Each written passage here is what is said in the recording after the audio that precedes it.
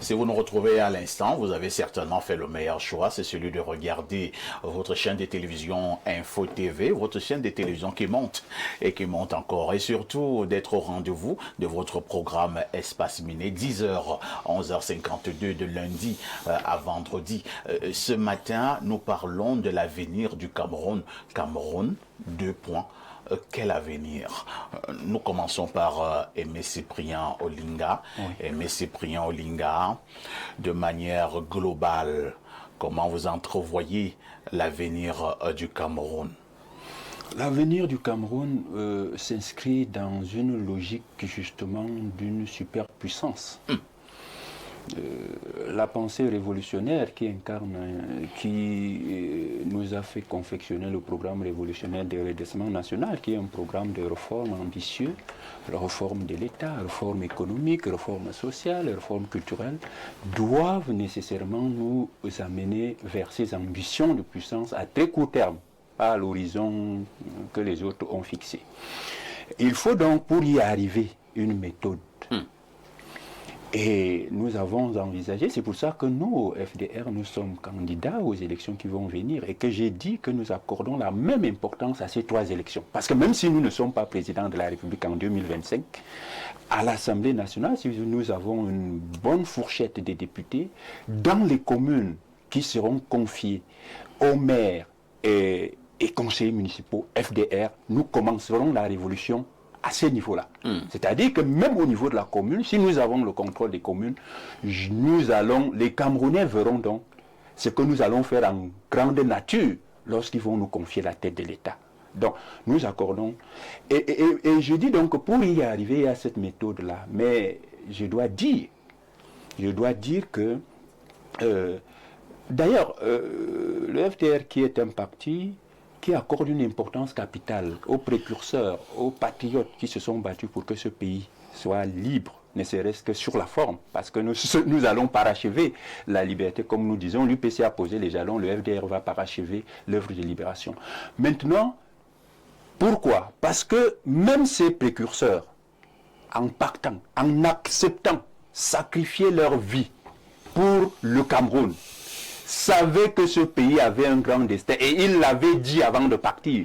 Je pense à Ruben Oumniobe avec ses prophéties, je pense à d'autres grands patriotes qui se sont battus pour ce pays, et tout le monde sait qu'après le régime du président Biya, qui a également été prophétisé comme un régime qui allait être ce qu'il est là, ce qu'il est là et ce qu'il fait là, c'est connu. Qu'on savait que le premier régime sera ce qu'il a été, que le second sera ce qu'il est là, et ce qu'il est en train de faire là, et que le troisième, justement, c'est celui qui va donner le bien-être, qui va donner le bonheur au peuple camerounais qui aura souffert pendant des décennies des 2 premiers régimes. Et de ce point de vue-là, je crois, moi je pense, et je suis certain d'ailleurs, je vous ai dit, quand on fait là, c'est pour cette raison aussi. Parfois, parfait. Beaucoup de gens nous posent souvent la question de ça. Olinga, non, la révolution, on vous suit, vous êtes dynamique, vous êtes resté. Mais pourquoi vous n'acceptez pas faire aussi comme les autres? C'est-à-dire qu'on sait que si vous auriez voulu être aussi riche, j'ai dit non. Nous ne sommes pas venus. Olinga n'est pas venu pour faire comme tous les autres. Nous sommes venus dans le sillage des premiers. C'est-à-dire qu'à la suite de Ruben Oumniobe, qui avait la possibilité de trahir le Cameroun, de trahir l'indépendance pour être aussi président, se faire voir chanter des louanges partout comme le tout premier chef de l'État du Cameroun, mais qui a mis l'intérêt de la République au-dessus au point de sacrifier sa vie.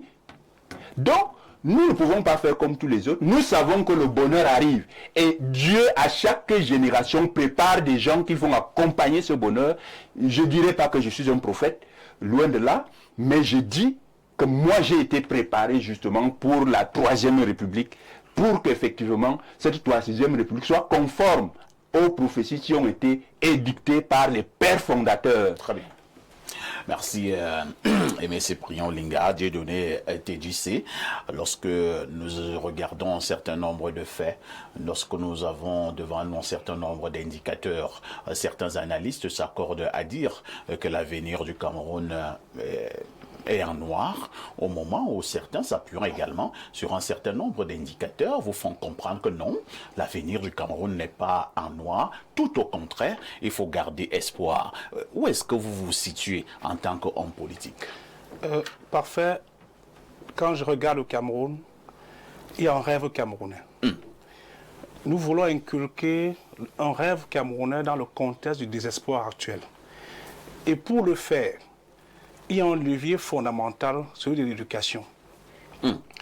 Il faut changer le curricula de formation académique pour passer de l'enseignement général à l'enseignement technologique, scientifique et professionnel pour former des créateurs de richesse. L'école, on ne peut pas fréquenter 25 ans pour être un chercheur d'emploi. Ce n'est pas normal. Vous avez vu les docteurs aller danser le Monkoussa, la danse des veufs, à l'enseignement supérieur. Un docteur qui cherche le travail, c'est un problème. Donc nous pensons que l'avenir du Cameroun est un avenir prometteur, radieux. En changeant l'école, nous serons aptes à former des créateurs de richesse et non pas des chercheurs d'emploi.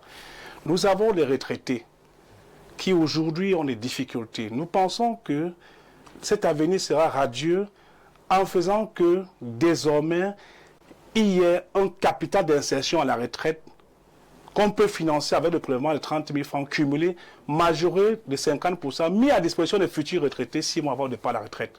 Nous pensons que l'avenir du Cameroun est un avenir radieux parce qu'au niveau de la santé, vous avez aujourd'hui des gardes malades qui dorment à même le sol. Vous allez à l'hôpital comme garde malade, vous ressortez avec une maladie parce que les moustiques vont vous finir. On peut faire de ce pays un paradis en instaurant un pass sanitaire obligatoire par Camerounais par mois de 2000. Figurez-vous, parfait, nous sommes 30 200 000 Camerounais environ. Nous pouvons donner la santé à tous les Camerounais en instaurant le pass de 2000 fois 30 200 000, ça fait 60 milliards 400 millions, fois 12 mois, ça fait 724 milliards. Couverture santé universelle totale pour tous les Camerounais, y compris l'instauration des radios, des scanners, d'échographie. Parce que voyez-vous, ma famille de Konjok, de Mouloundou, est obligée de partir jusqu'à Bertois. La dernière fois, j'étais ici à l'hôpital central de Yaoundé. Pour aller faire l'examen, il faut vous balader avec votre malade. Le Cameroun, c'est un paradis. Au niveau des infrastructures, nous pouvons passer à mode BOT, Build, Operate and Transfer. Parfait, je veux construire la route nationale, pas l'autoroute qui fait 13 ans, 60 km là. Je donne la route à Parfait. Parfait construit la route à ses frais. J'ai la route pendant 5 ans, 10 ans, paie les redevances à l'État et ça évite d'asphyxier les contribuables. Parfait, ce pays, c'est un paradis. On ne peut pas continuer aujourd'hui au Cameroun. Nous avons 58 départements, 42 départements qui portent le nom d'un fleuve. On attend les pluies pour s'aimer. Tamouette pourrait capter l'eau de la Sanaga, d'Union, du Mbam, de la Sanga, pour pouvoir ramener dans les zones d'agriculture et d'élevage et faire que les sociétés brassicoles ne soient plus en train d'importer le maïs, faire que nous ne soyons plus en train de mendier le riz Big Joe qui est venu de je ne sais pas où. La Haute-Sanaga pourrait nourrir toute la région du centre avec du riz. Le département du Ndé, chez le Bandunga, pourrait nourrir toute la région de l'Ouest. Le département de Ngoretunja pourrait nourrir pratiquement tout le camp avec le riz. Mais le riz de Ndop, ce n'est pas l'envoûtement. Le riz de Ndop va à l'étranger chez les autres. Donc ce pays, c'est un paradis. L'avenir du Cameroun est radieux. Et vous savez, dans le Père inconnu, une journée de joie efface 1000 années de peine. Tout à fait. Et nous pensons que on peut redonner un avenir fort au Cameroun avec un réarmement moral solide en instaurant le service militaire obligatoire à 18 ans pour 6 mois.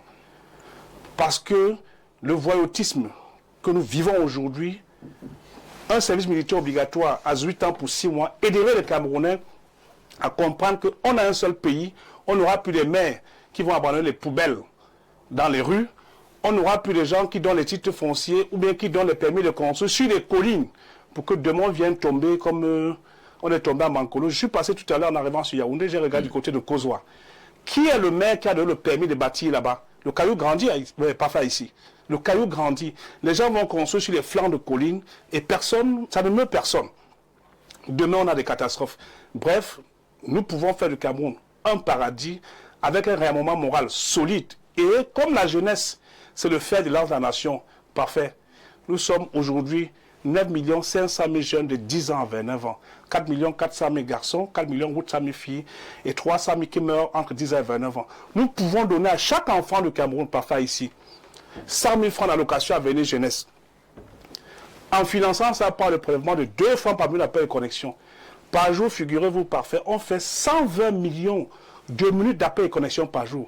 Fois 4 francs, c'est 480 millions. Fois 20 millions d'abonnés, c'est 96 milliards par jour. Fois 30, ça fait 2880 milliards. J'attends que le ministère des Finances commence à me payer le droit d'auteur parce qu'ils ont commencé à prélever 4 francs par dépôt et retrait majoré 0,2%. Vous vous rappelez qu'on en a débattu là-dessus. Au début... On en avait parlé ici. Oui. Au début, il faut construire un pays où on respecte les recherches. Les enseignants aujourd'hui crient. Chaque pays qui respecte son éducation doit pouvoir donner les mots aux enseignants. Et nous, je vous dis que nous pouvons payer les 596 milliards de dettes, donner des primes de recherche depuis la maternelle. Les enseignants du primaire sont 125 000. 100 000 francs de primes de recherche, ça fait 12 milliards 500 millions de francs. Ceux du secondaire sont 84 250. 150 000, ça fait 9 milliards. Ceux du supérieur sont 2150, 250 000 par mois, ça fait 3 milliards. On a encore l'économie de 1750 milliards de francs sur les 2 francs qu'on a prélevés par minute d'appel de connexion. Vous verrez que les enseignants seront plus en grève. La recherche commencera depuis la maternelle parce qu'ailleurs, dans d'autres pays, en Israël, aux États-Unis, en Chine, pendant que le petit chinois est formé à l'âge de 13 ans, il fabrique des téléphones qu'on utilise ici, les autres sont en train de danser le mbolé. Il faut remettre les Camerounais au travail. Ils dansent le mbolé. Le mbolé à longueur de journée. Je devais te dire, c'est avec tout ce que vous avez là comme chiffres, comme statistiques, comme démonstration, est-ce que le gouvernement de la République n'a pas des intelligences pour mettre tout cela en pratique? Question justement de faire en sorte que les Camerounais puissent avoir un mieux-être. Parfait, vous savez... Ils le savent ou bien ils ne le savent pas? J'en discute avec certains de temps à autre. Il se trouve que il y en a qui pensent que c'est maintenant les gens dans la souffrance qu'ils réussissent à avoir le dessus. Pourtant, ma mère me disait... C'est encore une affaire d'envoûtement? C'est toujours l'envoûtement. Ma mère me disait, mon fils, si tu veux être riche, crée beaucoup de milliardaires autour de toi et ils vont te bénir. Par contre, au Cameroun, on se rend à l'évidence que les gens préfèrent que tous les matins, on soit alignés comme des chenilles devant leur maison. Pour venir demander la pitance. Pour venir demander la pitance. Au lieu de former les gens à pêcher, ils préfèrent vous donner du poisson, du riz et le riz Big Joe. Le riz Big Joe. Le Cameroun n'a pas besoin de tout ce que nous voyons. On parlait de poubelles tout à l'heure. Les entreprises de l'agroalimentaire qui font, sans publicité ici, pourraient bénéficier de la transformation de la poubelle en compost et faire que nous ne pouvons plus empoisonner notre sol à longueur de journée avec les produits chimiques qui viennent ailleurs. C'est l'environnement aussi. Très bien. Paul Fils Elundo, ce matin, nous avons un sujet d'une importance capitale. Quel est l'avenir du Cameroun lorsque vous observez ce qui se passe à longueur de journée, le tribalisme, le repli identitaire? Quel est l'avenir du Cameroun lorsque vous observez notre milieu du sport, notamment le football? Quel est l'avenir du Cameroun lorsque vous regardez le domaine de la santé avec nos plateaux techniques qui sont dignes de l'époque pré-coloniale? Quel est l'avenir du Cameroun, Paul Fils Elundo, lorsque vous regardez au niveau des mœurs, lorsque vous regardez un peu ce qui se passe? Quel est l'avenir du Cameroun lorsque vous regardez toutes ces poubelles qui coupent les routes à Yaoundé? On peut dire que l'avenir se pointe en rose? Parfait, c'est une belle question.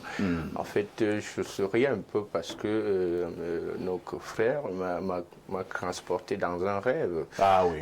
Un rêve d'un pays imaginaire et paradisiaque. Et il a donné des statistiques. Des statistiques avec un beau projet.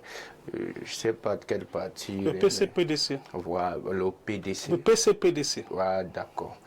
Bon, mais moi, j'aurais remettre les pieds sur terre pour dire qu'aujourd'hui, on a... Vous voulez remettre les pieds sur terre? Donc, nous étions dans les nuages, là. Voilà. Non, comment c'est les nuages? Non, J'ai donné, tu dis, c'est fait des démonstrations. Non, je reviens. En fait, je veux que quelqu'un rêve camerounais. Il y a un rêve camerounais.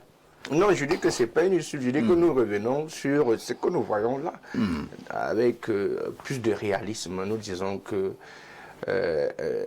j'avais déjà amorcé une petite réponse à cette question aujourd'hui.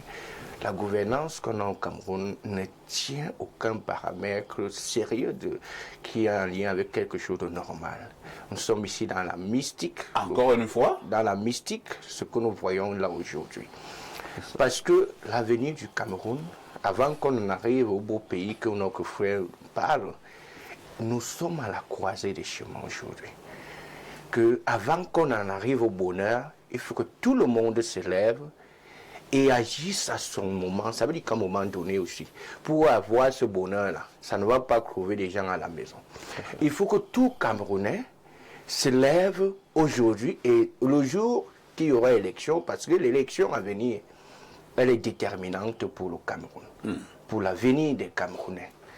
Mais si eux-mêmes veulent migrer vers une république, ils le feront. Mais s'ils veulent rester dans ce que nous voyons aujourd'hui, que moi, en réalité, je feins d'appeler république, parce qu'une république, ça s'appelle, il y a les règles élémentaires de bonne gouvernance, qui sont la transparence, la justice, les droits humains, et un petit minimum, parce qu'aujourd'hui, quand on regarde notre gouvernement, il y a beaucoup d'actes qui ont été posés que dans des pays sérieux, le membre du gouvernement démissionnerait seul, sans qu'on ne lui dise que non, on dépose ta démission.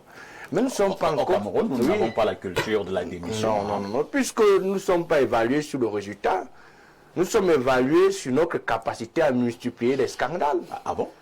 Oui. C'est excessif, ça? Oui. Non, je suis en train de vous dire, dès qu'un membre du gouvernement multiplie les scandales, il assure sa pérennité au gouvernement. Sa longévité. Mais vous avez vu le ministre de l'enseignement, des recherches, qui à un moment a multiplié les scandales. Ça fait presque 20 ans qu'il est au gouvernement. Mais il y a la recherche, qu'est-ce que la recherche nous a produit jusqu'ici? Donc pour dire qu'aujourd'hui... Il nous a produit des poubelles envoûtées. Ça aussi c'est de la recherche, hein, des poubelles envoûtées. Mon cher... nous n'allons pas le dire. Il y a des scientifiques au Cameroun qui découvrent des choses. Il y a des grands chercheurs au Cameroun. Que les chauves-souris peuvent parfois faire certaines choses, peut-être en Covid-19. Pour dire qu'aujourd'hui, pour être sérieux, c'est que nous, l'avenir est meilleur, mais il faut que tout le monde se lève à son niveau pour jouer son rôle aujourd'hui. Avoir une carte d'électeur n'est pas un acte politique, c'est un acte citoyen. Il faut que les gens savent, parce que beaucoup disent là que non, je ne veux pas, je ne fais pas de la politique, non. Faire de la politique, c'est être militant ou sympathisant dans un parti, ou militer dans un parti politique. Maintenant, voter, c'est un acte citoyen. Que ceux qui se plaignent, que ceux qui veulent changer les choses, c'est que ceux qui veulent que les poubelles quittent à Yaoundé, qu'ils veulent que les nids de poules cessent dans nos villes, dans nos routes, qu'il y ait une autre façon de gouverner, qu'il aujourd'hui qui se lève. Donc il y a deux enjeux, deux enjeux qui sont face au Cameroun aujourd'hui. Il y a le président Paul Biya, qui est un enjeu crucial, parce que l'avenir et le projet du Cameroun, il a ça dans sa tête et dans son coffre. Parce qu'aucun membre du gouvernement peut déterminer, parce qu'il y a une incertitude, même au sein du RDPC, parce que beaucoup ne savent pas s'il y aura même d'abord un congrès ou pas.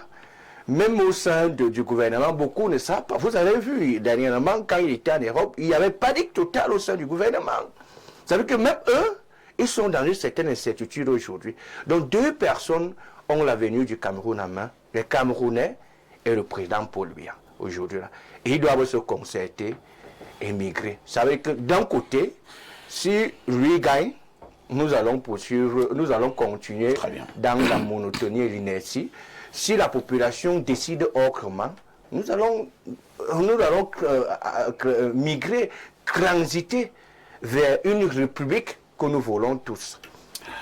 Pierre Blériot Niamek, lorsque nous parlons de l'avenir du Cameroun, nous tournons d'abord notre regard vers l'ordre gouvernant. Lorsque nous parlons de l'avenir du Cameroun, est-ce que nous ne devons pas également inclure la responsabilité de la population? Alors, j'ai lu quelque part que les populations d'une ville garantissaient 100% au RDPC. C'est bon. Et vous trouvez un problème à cela? Non, c'est bon. Si ça nous convient, tant mieux. C'est ça notre responsabilité. Et notre ville peut garantir 100% à l'UPC.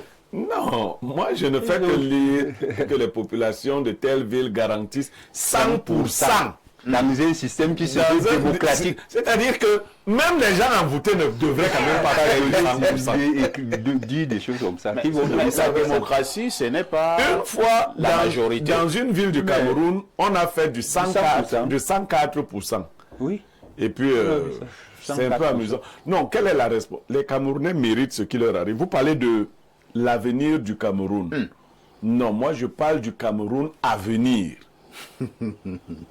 Pour le moment, le Cameroun n'a pas d'avenir. Mais il y a un Cameroun à venir. Parce que le Cameroun actuel est statique. Il est fixé sur place depuis très longtemps. Vous-même, vous avez voyagé ces derniers temps. Vous avez vu les autres pays, même le Bénin dont on parlait ici. Celui qui ne bouge pas, qui n'avance pas, recule. Nous, on s'est fixé depuis un certain temps. Tout ce qu'on a là est vieux. Il n'y a donc pas d'avenir. Mais il y a un Cameroun à venir. Et le Cameroun à venir, je vous suivais hier, hein, même si je n'étais pas en très bon, sur libre expression. Vous disiez, et un des panélistes soutenait que le président Niad peut revenir et être président du Sénat. Est-ce que c'est sérieux? Vous avez entendu ça? Mais attendez, l'envoûtement nous a pris jusqu'à quel niveau? Blériot, Mais pourquoi il ne serait plus président du Sénat? Non, j'ai du respect pour les gens qui n'ont plus bonne santé et autres. On ne se moque pas des anciens. Mais c'est trop brutal quand même. C'est trop brutal qu'on vous dise que un pays qui veut avoir un avenir dit que dans quelques mois, ou année même, parce qu'il faudrait, c'est en 2026. 2028. Non, le Sénat. Bon, pour le Sénat, c'est non, mais ils renouvellent souvent. Non, pas le renouvellement. Le renouvellement du bureau. Ils vont renouveler demain, voilà. mardi. Alors, ils vont La session renouveler. de mars. Ils vont renouveler. D'accord? Et le monsieur Niad Difendi, le très Honorable. le très vénérable Sénateur. Non, pour les sénateurs, c'est juste simplement monsieur le sénateur. Bon, je ne sais pas ce qu'il est, mais Niad est président du Sénat du Cameroun. Oui. Et ça vous cause un problème? oui. Non, c'est grave. Qu'est-ce qui est grave? Il ne peut pas, dans ces conditions, avoir d'avenir. Ce n'est pas possible. Ce n'est que nous qui faisons ce genre de choses. Ce n'est pas possible. Et ça étonne tout le monde, même au sommet. Bon, mais nous, on a choisi quelque chose. C'est-à-dire que pendant que les autres vont de l'avant, nous, on a pris un groupe de personnes pour faire la marche arrière. Bon, on ne sait pas, peut-être notre route en arrière arrive quelque part. C'est quand même, c'est ahurissant, tout simplement. Et après, il y aura certainement un moment de l'histoire où tout cela va passer. Parce que Dieu ne peut pas... On paie un karma, c'est sûr. Parce que pour avoir ce que nous avons comme dirigeants, c'est un karma. Ouais. Je ne sais pas ce que nous avons fait aux divinités dans une autre vie. Parce que si tu te retrouves au Cameroun en 2024, c'est que tu fais partie des gens qui ont énervé Dieu. Donc, bien sûr, tu payes. Toi-même, tu en fais partie. Oui. Parce que tu fais comment pour te retrouver dans un tel pays en cette année-ci, où tu vois des vieillards, tous candidats. Tu dis, mais qu'est-ce qui se passe? Est-ce qu'on rêve? Parce que vous croyez que c'est pas amusant? Non, c'est pas du tout. Si tu filmes ceux qui sont candidats au Cameroun, ça fait peur. Ça fait peur. Personne n'utilise plus sa photo de maintenant. Tu dis que Merci, merci Blériot, calmez-vous. Prenez un verre d'eau. Alors, on va lire d'autres réactions. Quel avenir pour le Cameroun? Salut le plateau, je tire ma révérence au sac de modérateur. Perfecto. L'avenir est un mystère qui nous attend tous. Personne ne peut prédire avec certitude ce qui se passera demain, dans un an, dans 10 ans ou dans 50 ans. Bon, je ne suis vraiment pas panéliste, hein, mais je vais dire dans des pays un peu Sérieux, plus sérieux, on planifie. Même pour 100 ans. Oui, on planifie. Oui. Donc, ce qu'on venait quand même de dire là... Bon, on continue à lire votre message, mais voici quelque chose que nous pouvons faire pour façonner notre avenir, mettre Dieu devant. Rêver, imaginer notre avenir idéal, quels sont nos objectifs et nos aspirations, planifier, travailler dur, comprendre que ce système nous a laissés orphelins, apprendre, continuer à apprendre et à vous développer, acquérir de nouvelles compétences, être positif, garder une attitude positive et surtout n'oubliez pas que l'avenir est incertain et que les choses ne se passent pas toujours comme prévu, mais avec de la détermination, de la persévérance et une attitude positive, nous pouvons façonner notre avenir et réaliser nos rêves, faire du Cameroun, des Camerounais, tous des acteurs. Comme le dit un proverbe africain, l'avenir est comme un chemin qui n'est pas encore tracé, il faut le tracer soi-même. Ézéchiel Evina depuis Loncac. Autre message ce jour, bonjour Perfecto. Le maire de la télévision. Bonjour également à tout le panel, spécialement à l'immense Blériot Niemek. Je vous écris juste pour vous dire félicitations à vous et à Info TV, surtout à son promoteur, M. Dieudonné Mvan. Bravo à vous, vous nous rassemblez de par le monde et vraiment, soyez fiers de vous. Merci. Autre message ce jour, alors que dit ce téléspectateur.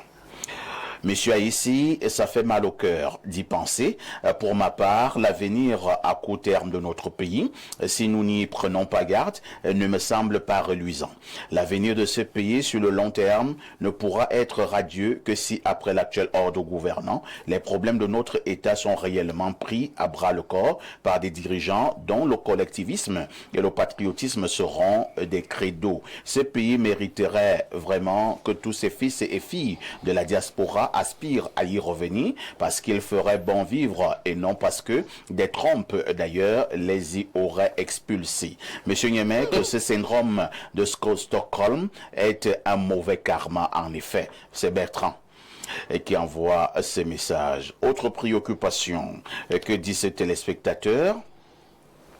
Bonjour parfait ici et à ton panel. Un bonjour en particulier au très grand frère Blériot Niemek. Le Cameroun est effectivement confronté à des défis majeurs qui impactent son avenir. Pour commencer, le développement économique est freiné par la dépendance aux ressources naturelles, la faible diversification de l'économie et la pauvreté. Il est essentiel de promouvoir l'entrepreneuriat et de réduire les inégalités sociales et économiques. Ensuite, la sécurité et la stabilité sont menacés par les groupes séparatistes dans les régions du nord-ouest et du sud-ouest. La lutte contre le terrorisme et la promotion de la stabilité sont des priorités absolues. Le gouvernement doit prendre des mesures fermes pour résoudre ces conflits et assurer la sécurité des citoyens. En outre, la gouvernance et la démocratie doivent être renforcées pour promouvoir la transparence, la responsabilité et la participation citoyenne. Les élections controversées et les tensions politiques doivent être résolues pour assurer la stabilité du pays. Il est essentiel de promouvoir la gouvernance démocratique et la transparence pour garantir la confiance des citoyens dans les institutions. L'éducation et la santé sont également des secteurs clés qui nécessitent des investissements importants. L'accès à l'éducation et aux soins de santé doit être amélioré pour réduire les inégalités sociales et économiques. Il est essentiel d'investir dans l'éducation et la santé santé pour garantir un avenir meilleur pour les générations futures. Enfin, l'environnement et le climat doivent être protégés pour rassurer un développement durable. Le Cameroun est vulnérable au changement climatique qui impacte l'agriculture, la foresterie et les ressources en eau. Il est essentiel de protéger l'environnement et de promouvoir les pratiques durables pour garantir un avenir meilleur pour les générations futures. Malgré ces défis, le Cameroun a des atouts importants, tels qu'une population jeune et dynamique, des ressources naturelles abondantes, une position géographique stratégique en Afrique centrale et une culture riche et diverse. Pour relever ces défis, le Cameroun doit promouvoir la gouvernance démocratique et la transparence, investir dans l'éducation et la santé, diversifier son économie et promouvoir l'entrepreneuriat, protéger l'environnement et promouvoir les pratiques durables et renforcer la sécurité et la stabilité. Martien Awononga, depuis le quartier Somba à Yaoundé. Ah, tiens. C'était une mini-thèse, hein? Ah oui. Voilà un Camerounais intelligent. Et M. Cyprien Olinga. Voilà un Camerounais intelligent. Et je crois qu'il est un des 30 millions de Camerounais que nous avons et qui vont redresser ce pays lorsque les envoûteurs et leur système d'envoûtement auront foutu le camp. Parce qu'ils vont foutre le camp de toutes les manières. Ils vont partir. Parce que Dieu, j'ai apprécié cela avec la chute de